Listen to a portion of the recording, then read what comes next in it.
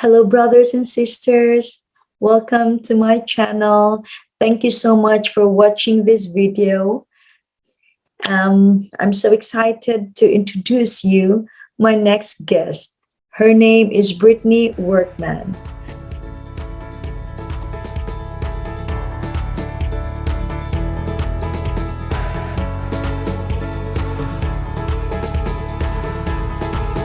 Britney Workman had a near-death experience in 2019 where she visited the three levels of heaven.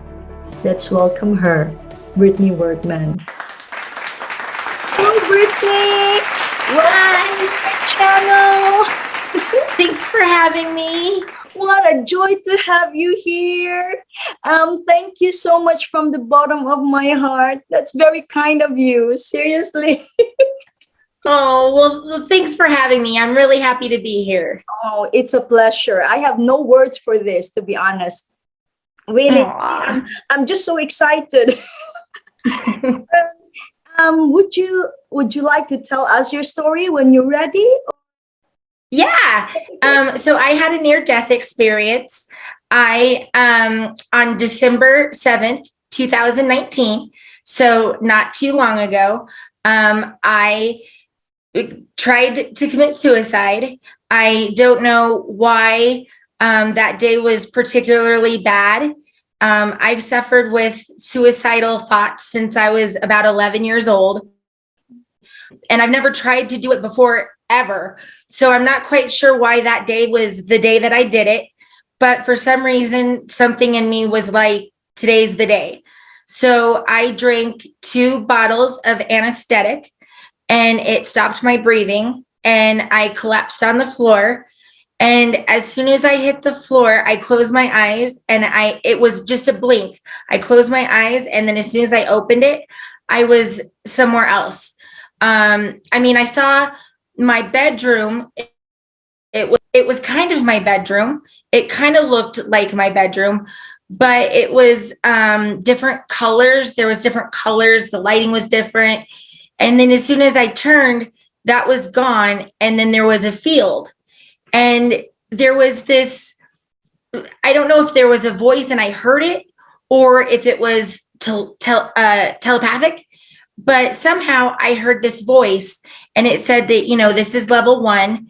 And it was just this field. And it looked much like it would be on Earth. But again, colors that I've never seen before, very bright, very vivid. The light was just amazing.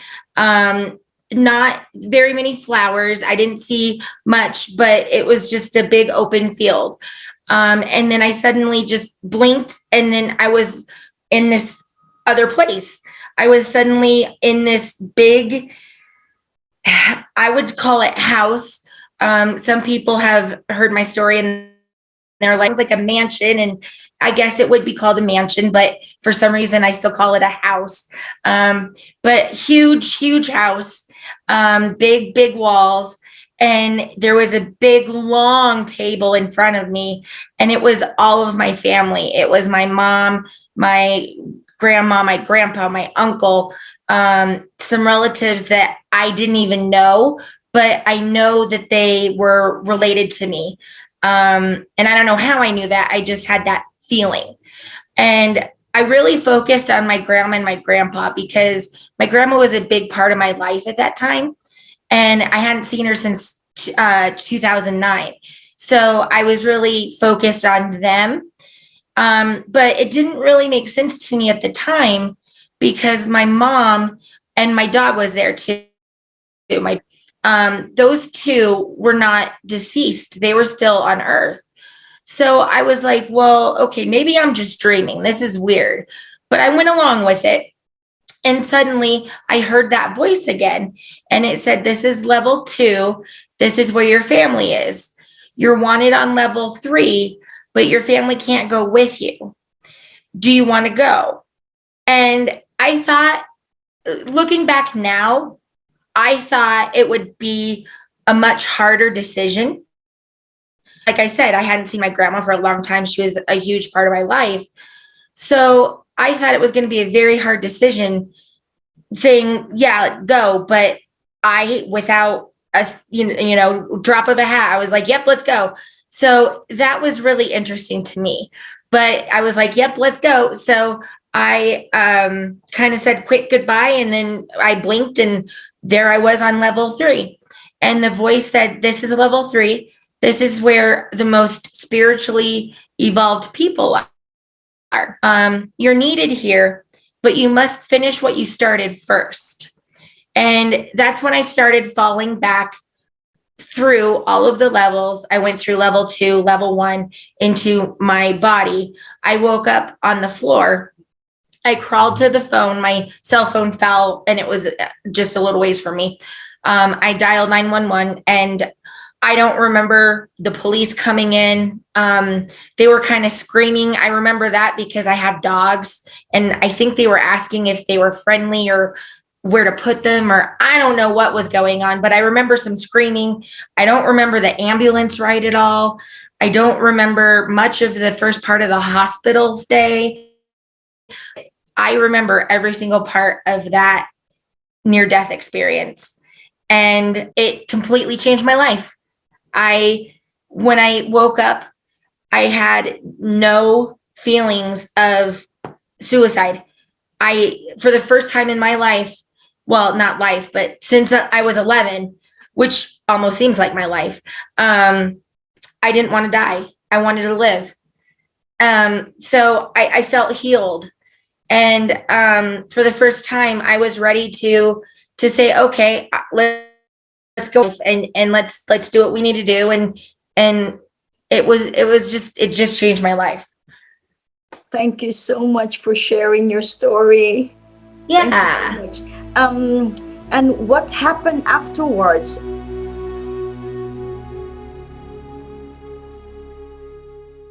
So after I got out of the hospital, not 2 weeks later, my mom passes away, and she wasn't sick. She didn't have any illness. She just passes away in her sleep. And then not 2 months later, my dog passes away.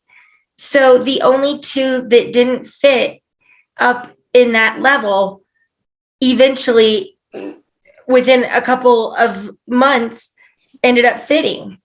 So there's a couple of reasons why I think that might have happened. The one that I think about first, and the one that most people jump to, is a premonition. Maybe it was a premonition. Maybe that I was shown that, so when my mom did pass, it was easier for me, and that I wouldn't try suicide again, or that I knew where my mom was, so I handled it a little better. And I think that might be, but there's the ones that I have heard from talking to other near-death experiencers that I find kind of fascinating. And one of them is, a few of the near-death experiencers think that a part of us always remains up in heaven, and that is our higher true self. And only a portion of us comes down to earth. So what I saw was my mom's true self and Bear's true self, and they were in the transition of it. So I think that's kind of an interesting theory. And I think that kind of explains maybe why some of our brain isn't well known. They only know what 10% of our brain does. So maybe some of that is somehow connected to us as a higher self. So I find that a very interesting theory. That is interesting. And then the third one is that part of we turn early, and there's stages of transitioning. So maybe my mom and Bear was transitioning, and they were in the first or maybe middle stages for my mom, and their soul was transitioning, and they had started that process. So maybe that is why I saw them. It really helped me, because I do know that they're safe there. I do know that I'll see them again. That is part of my job here on earth, is to let others know that are grieving, especially for pet owners, that you will see them again. I saw them, and I know that in my heart. So I'm really excited to be able to share that with everybody. Oh, thank you very, very much. Um, Yeah. my first question is, are you still suicidal now after Nope, this not at experience? all. Not at all. That's so nice. Not since that day. I have goosebumps. I'm Yeah. so happy for you. Yeah. I'm so I happy. wish, I wish I could take everybody that has that, I wish I could take their pain away. And I hope anybody watching this, I hope they don't think, oh, I'm gonna try that. Please don't. Please learn from me. You Yes, don't have to go through that. Don't pay the medical bills. Don't go through the, just, know that there is something after, and we all have a purpose. And our purpose, it might not be a huge thing. It might just be you helping this lady across the street, because if you hadn't, that lady might would have got hit. Maybe that is your purpose, and that is such a small purpose, but maybe that old lady was going to go do something else, and that was a big purpose. So you just never know what your purpose is in life and what you do for other people. And no matter where you are in life, you're touching somebody else. exactly. Doing this, I mean, I had no idea the people that I was touching even before I was doing this. I have people reaching out to me, and I'm like, oh my gosh, I had no idea I touched you. And they were like, well, you touched me before this. And I'm like, oh, I had no idea. So I really hope that that message comes through to anybody that is thinking that, because I think that's really important. They also learn from your experience, that that is not the solution. Suicide is never a solution. There is really, yeah, there's life after death, and death is also, we know now that death is not the end, but the doorway to infinity. When you went through that different levels of heaven, Yeah. could you feel this profound peace, unconditional love, like all the near death experiencers have experienced? Feel that was just this immense feeling of peace and joy and light. I don't know if that makes sense to people, because I don't think on earth you feel light, but oh my gosh, do you feel it there? I mean, just the brightness. And I don't know how to explain it, but you feel so connected to everything. And I am a firm believer that we are all connected. All of our webs, like I said, with the old lady, we help each other, and each of our stories, we are all interwebbed with each other, and that carries through there. And you feel it more there. You feel so connected to everything and everyone, and not one. There's not one bad feeling. I mean, I couldn't even come up with one. I don't think there is even a possibility of it. Instead of thinking, oh man, they're going to miss me, it's, man, I know that they're waiting to come see me. It's just a spin on that negativity. And I've tried to bring that back with me. And so far, it's been pretty successful. I have been that this is the happiest I've ever been in my life. And I used to be a pretty negative person. I used to be a glasses half empty, my glasses empty and shattered type person. But now I'm like, no, this glass is sparkly, awesome, full, and I love it type person. And it really works, and it does help. And that's exactly what it's like over there. Oh, that's nice that you brought that shining light, that bright light here on earth with you, and you're shining, you're reflecting everyone here on earth, because you have touched me. Your story has touched me so deeply that I thought, oh, I need to have her on my channel. Aw. And maybe you won't realize, but like, I'm one of them. So putting this story on YouTube on my channel, you will not have any idea how many people lives will be touched, because this is my purpose for my channel. If I can touch one soul, mission accomplished. So I'm so happy. I'm happy Well, for you. and that counter also lets you know how many people you might have touched. So that's how I look at it too, is the views or how many people might have got something out of the story. Yes, So maybe they also have similar story like you, and they were depressed as well, because that's the reason also why I made this channel. I had really a hard life, and I was also like you. I was very negative about myself, about life, but about others not, but only myself. It's like, yeah. oh, and now it's different. I have my awakening this year, and I am now a different person. Isn't it great when that happens? Yes, it feels great. And it can happen. You and I are both living proof that it can happen. Yes, exactly. Yes. I think they meant with finish what you've started. Could you explain that a little bit? So I think they meant my 2-year-old niece was murdered in January 2018. And through that, I went through a couple of grief support groups for murdered family members. In that, in going through those group support, on Facebook, I realized that there's a big lack of support for missing persons. If you are a runaway, 16 and running away, or if you are an adult and you just walk out of your house, chances are they're not going to look for you because it's not a crime to go missing. A lot of people are told it's not a crime to go missing.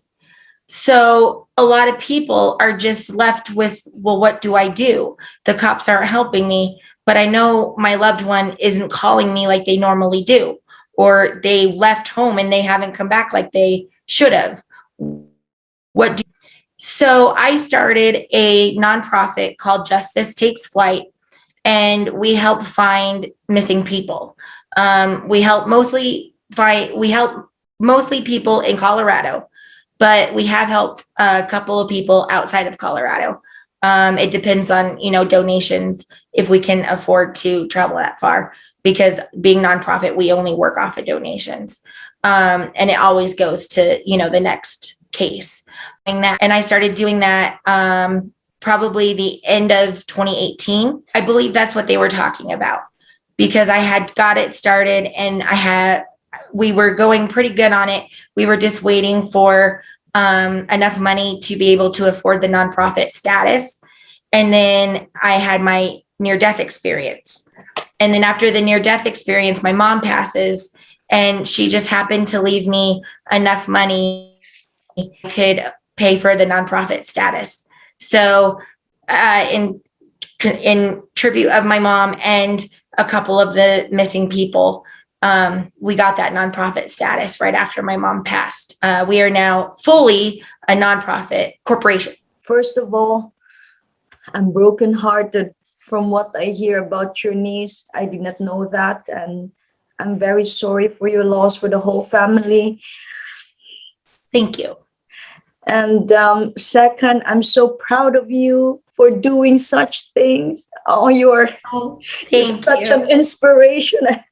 Oh. No, really, thank you so much for doing something like this. And how could we support you in which way, and how can people contact you if they want to donate or whatsoever? Or if they want to support by donating to Justice Takes Flight, they can go to Justice Takes Flight on Facebook, and they can contact us there. I don't have a way to link the donation button yet, but that will come soon. If they want to contact me, they can contact me by email, and my email is britbug1226@gmail.com. So that's BRITBUG 1226@gmail.com. Thank you so much. I'm so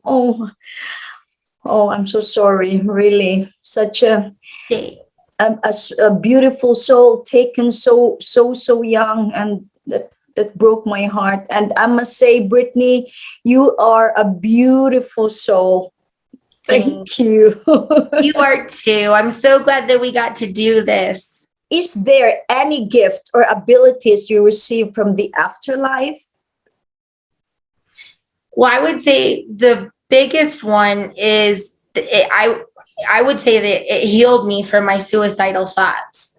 And I don't know exactly how or why that happened. I don't know if it was that immense love and light that I felt, and that I know that it's there and that I'll get that again, or that I brought it back with me, or I don't know why, but for some reason that completely wiped out. I don't struggle with that at all. But as far as gifts, I would say I have a little bit of premonition. I'm trying to fine tune it a little bit. It's only I only see things right before it happens, so it's not very useful right now. I have noticed, like, I had a relative over at my house, and she went to go leave, and I'm like, drive safe. I just be careful. And she called me right on her way home and was like, there was an accident. So and she was okay and everything. There wasn't enough that I could say, hey, you need to wait 15, so I want to fine tune it a little bit. And people who have those gifts and do, really amazing things with it, say that you can fine tune it and stuff by meditation and getting into your inner self. So that's what I've been trying to do. So we'll see if that helps. But I have noticed that those voices in your head, they're not just voices in your head. If you are walking down the street and, like with my mom, my mom's passed, and I get this sudden feeling of my mom. I look up, and in the clouds, there's a heart. So whenever you have this feeling, it's for a reason. You just have to decode the reasoning. So if you have a loved one and you don't get any signs from them, definitely pay attention to those voices in your head and those, because if you suddenly get that feeling of that loved one, look around, because there's something there you're missing. There's a sign there. Wow. I think we all have this a little bit of intuition, and I think people from the afterlife, when they come back, I think they even have even more. Yeah. Yeah, and I've heard some become medium or something like that, and they can read or they can feel energy. But yeah, that's nice. Well, I work with a couple of them. I don't know the technical words or terms, or, I don't know much about mediumship, but somehow they can channel the right person or something, and they can help with crimes. So sometimes I'll get messages from a couple of the gals that I trust, because they've helped me before. I know they're legit. And they'll message me and say, hey, I got a reading on this person, and I'll use that information and I'll go and use it for the investigation. They do work. They are handy. There was one lady, it wasn't my case, but it was a case that my dog handler worked. The medium said that you'll see a house, it's yellow, they'll have flower beds, and it'll be these type of flowers, there'll be these colors of flower. I mean, she painted the picture for them. They got there, and it was exactly that picture. And like, how they do it, I don't know, but I'm pretty envious of it, honestly, because I think that's pretty awesome. But yeah, I've had some crazy things happen with that. So I definitely believe in that there are some people that will take your money and pretend, but there are people out there that actually can do it. And the best way I explain it is, if you think about a tightrope, you can walk back and forth, but that's it. And then if you picture a fly can get on that tightrope and go back and forth too, but it can also go up and down around the rope. Yeah. That fly is like people who have passed on, and that's the other realm. And that tightrope is that veil. Okay. We're it's so close. That veil is so much closer than we think it is. And they can go in and out of that so much easier. And that's just how I explain it to people. Somebody sent to me once, it's a passage in the Bible. I didn't know that the Bible referenced the 3 levels of heaven. Is it really in the Bible? It is. I didn't know that. What do you think each levels represents, and why? I'm not 100%, but I think maybe it depends on, I think it's frequencies of our soul, our spirit. And you can go, I think with the levels, you can always go down, but you can't go up. So I think, like they said in level 2, my family couldn't go up to level 3 with me. Exactly. But I could go level 2 to see them. I think, and then people in heaven, they can come down to earth to see us, but we can't go up to see them. Yeah, unless that makes something sense. Crazy happens, maybe what we did in our lives, maybe how far we experienced. And I really do believe that there are jobs in heaven for us. Jobs on earth, though. They're, jobs like one of my really good friends, she lost her daughter, and her daughter came to her in a dream. But the dream was not like any dream she's ever had. It was a very weird, out of body type dream. And she said, "Mom, don't worry, I'm safe. I'm doing my job up here in heaven, and my job is to watch over all the babies that don't have families until the families get here." So really, that is yeah. So I'd like to believe that, I really think that truly happened. So I really think that we have jobs up in heaven. So whatever those jobs are, whatever levels they are, and then I think there we can always work up from there also. I think, eternity is a long time. And just like we're here, I think this is level 1 or level 0. I think we are just at the beginning of who knows how many levels it goes up. I mean, we have eternity to experience it. So, and maybe heaven is, those upper levels, and this is just the beginning of that. And you have to have a little bit of pain and suffering to know what that real love and that light is. So maybe that's why we're here doing what we're doing now. That passage, it says here, "I know a man in Christ who 14 years ago was caught up into the 3rd heaven. Whether it was in the body or out of body, I do not know. God knows." I never once ever thought about levels. I mean, I always just pictured heaven as a heaven. I mean, yes. That's just what I pictured. Yes. So as soon as I got out of the hospital, I started researching and I started typing in, levels of heaven, and I could not believe other people, there was actually searches for this stuff. And that's how I found that was, or actually somebody sent it to me was, and I heard when I saw that, I just, I still have no words for it, because like I said, I never read the Bible. I didn't know that was in there. I've never heard of levels before. So for me to have that experience and then find those things, it's pretty astonishing. Oh, that's nice. Yeah.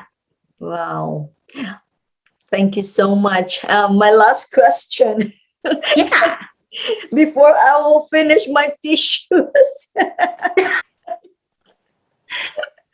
Oh, when I hear, children dies and murdered, oh, that is really heartbroken.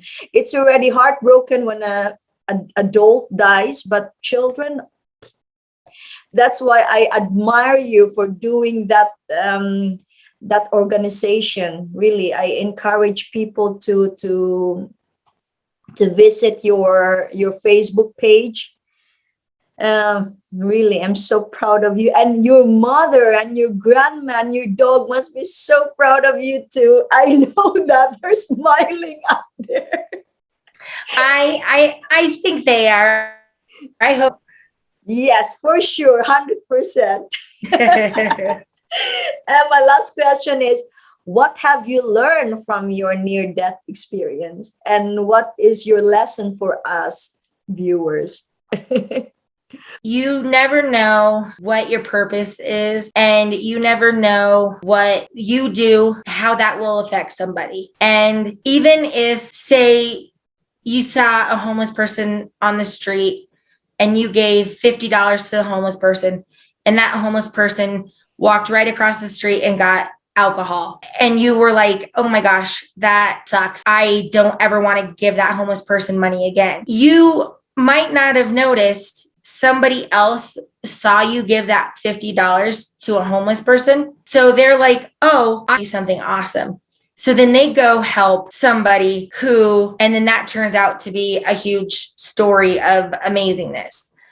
So even though you're only seeing one little intricate part of your story, you have no idea how much that webs out. So just be kind. And if you can help, help. The name of the game here on this earth, I think.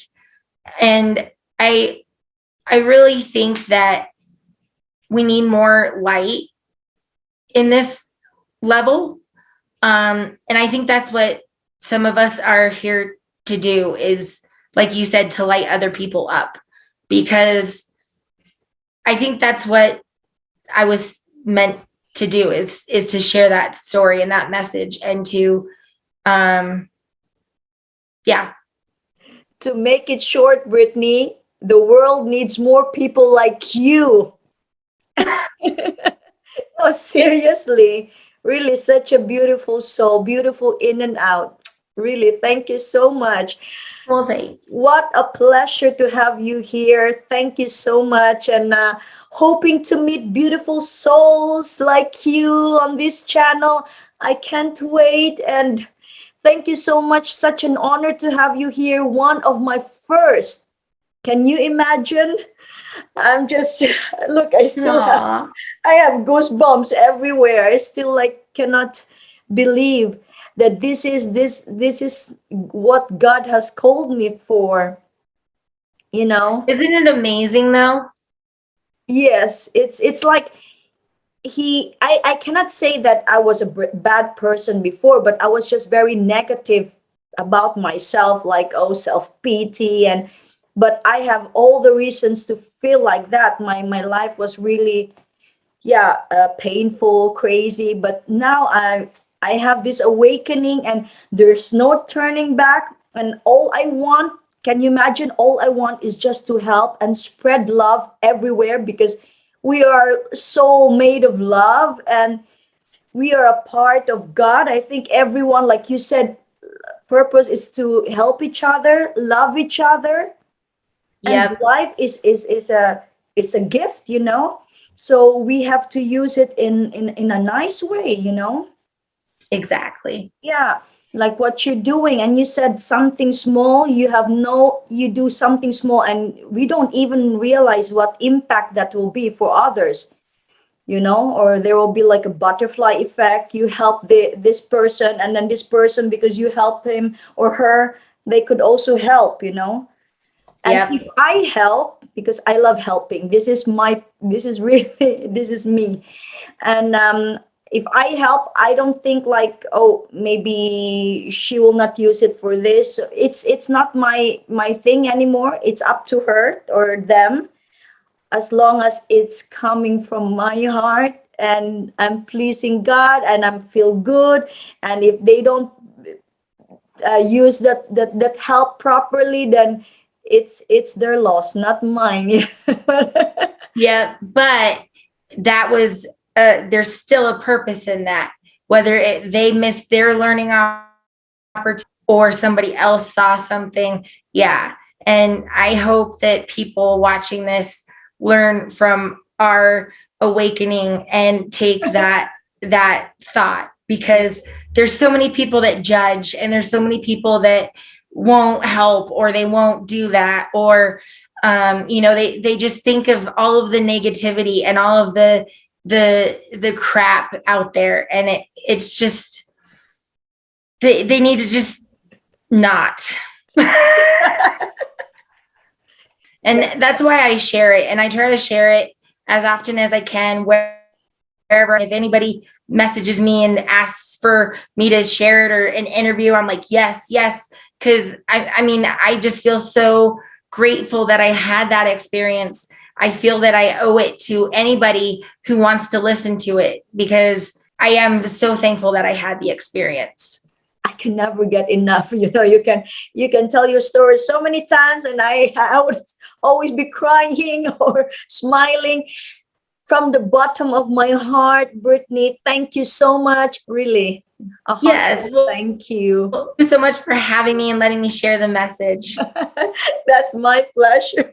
Thank you so much, and have a nice afternoon there. Goodbye. Bye. See you soon. Bye. Bye. Nice meeting you. Thank you, and you too.